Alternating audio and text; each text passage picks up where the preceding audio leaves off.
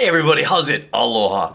Okay, I'm still on my path to cycling, which is when I go back and visit bands or artists I've already done a first listen to.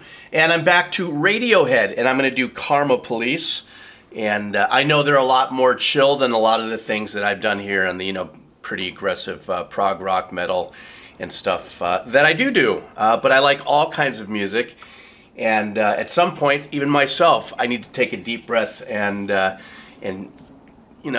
change the gears a bit. So I look forward to this. This is Radiohead Karma Police. Thank you guys for hanging out on this channel. This is just nuts. I just broke 90,000. I'm like, why? But hey, I guess people are enjoying it. So if you're enjoying it, I'm enjoying it. And we do it together. Okay, Radiohead, Karma Police. Super thank you to all of you who have contributed and bought me a cup of coffee because my channel's not monetized. If any of those advertisements run, it's not me, it's the publishers that do a copyright claim. They got to do it. And, they got to make money too. Anyhow, so thank you guys very much for the cup of coffee. Links down there if you want to check out the other things it goes towards with the kids. AKG 240s.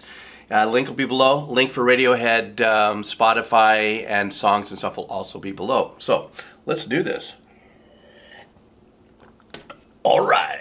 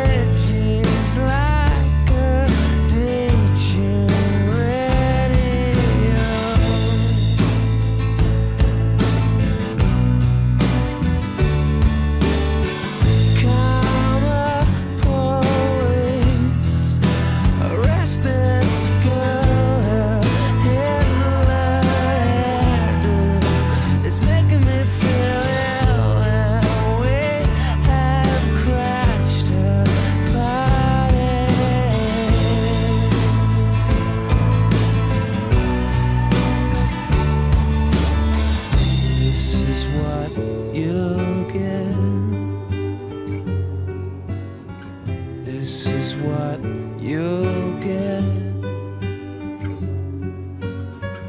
This is what you'll get when you mess with us.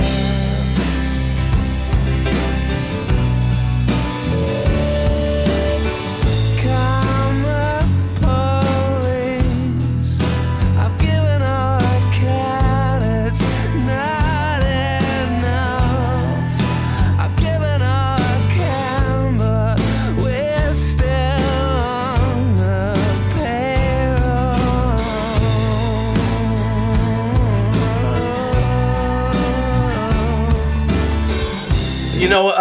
This was a really nice change of pace for me. Like I said earlier, all the work that I've been doing is, with the prog rock and stuff.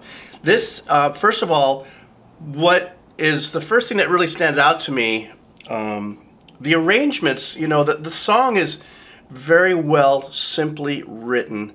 The melody is great. What is, a lot of times, like when we talked about the process of writing songs, since Tool is a very big band that I spend a lot of time on, the process would be sometimes writing the basic tracks, giving it to Maynard, and he does the melody and stuff, from what I understand. Melodies are extremely important. I believe something like this, a song of this nature, obviously the melody comes first. The accompanying arrangements behind it are very simple, but excuse me, sorry, a little oyster on the half lung there. You didn't need to hear that. Very chilled and laid back. The first thing that got me was the piano, and the reason being is because it sounds like it could be a baby grand or even an upright piano. Upright means it's the ones that go up on a wall this way, it's not along.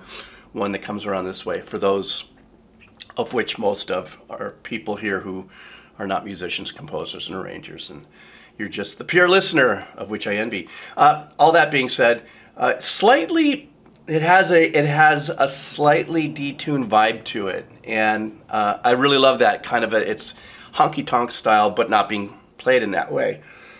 Excuse me. The whole production of it is very raw and organic. The drums have a beautiful room sound to it. Once again, the snare drum is the most impactful for the ambience. You know, you're wearing the headsets. When that snare hits, you could really feel the stereo there. They have a really nice acoustic guitar playing going on there. The strumming pattern, you know, when guitar players, you know, once again, remember, I'm breaking this down for people who are just enjoying music. The strumming pattern of an acoustic guitar has so many different roles, but mostly it's rhythmic, and that adds to the arrangement in a particular way. You know, you change that playing up, you're going to change the vibe of the song, or the arrangement per se will change the percussive vibe of the song. This is very laid back and chill. The chord progressions are great because I'm listening to some of the lyrics. You know, I mean, I'm not big on diving in on the lyrics, but it's so apropos because he's, you know, Karma's a bitch type song, but this song is kind of like a I don't know how to say it, kind of a opposite energy. That's what I wanted to say of what it is that he's singing. Very laid back, very chill. And then a couple of nice layers. There's a couple of high vocals that actually fly out at you during a couple parts in the arrangement here. So anyhow, let's keep going. All right.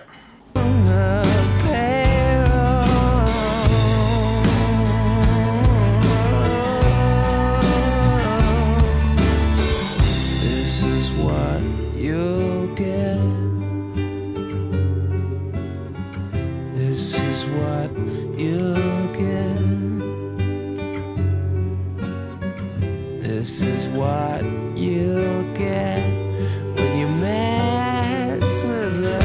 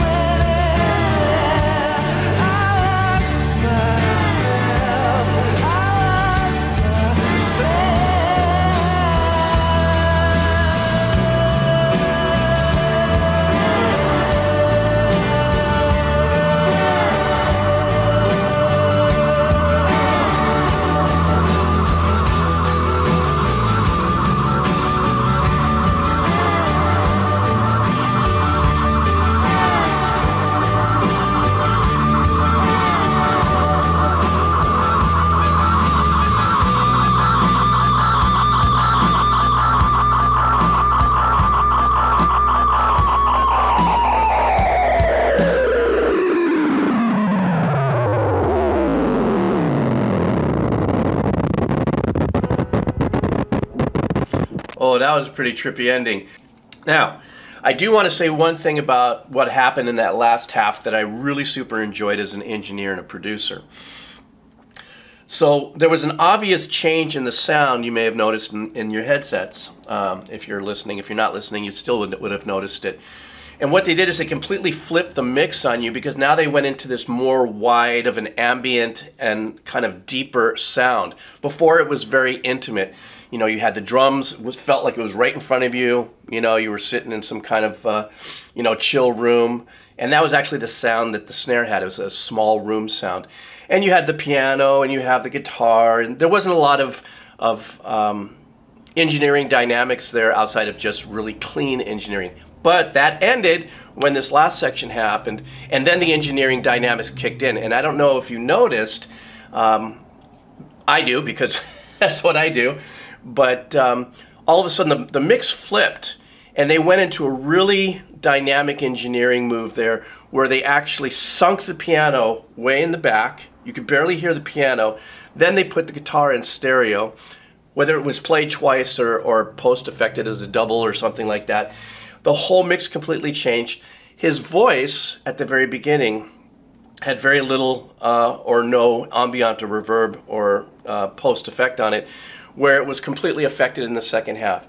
So the journey of the song took you from this like really cool little, hey, I'm going to tell you this story kind of energy with the mixing, to all of a sudden this lucid and dynamic kind of vibe to take you through the closing of the song or the video.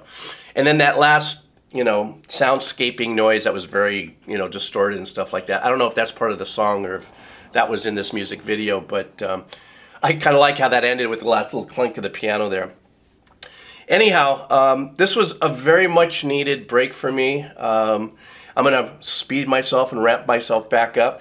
But I really dug this, and I'm getting a lot more people requesting Radiohead stuff, so I'm definitely staying with them, and I will cycle back with them in my next cycle.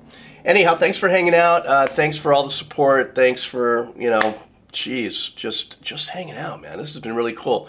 And of course, if you're still here, type in, I'm still here. All right.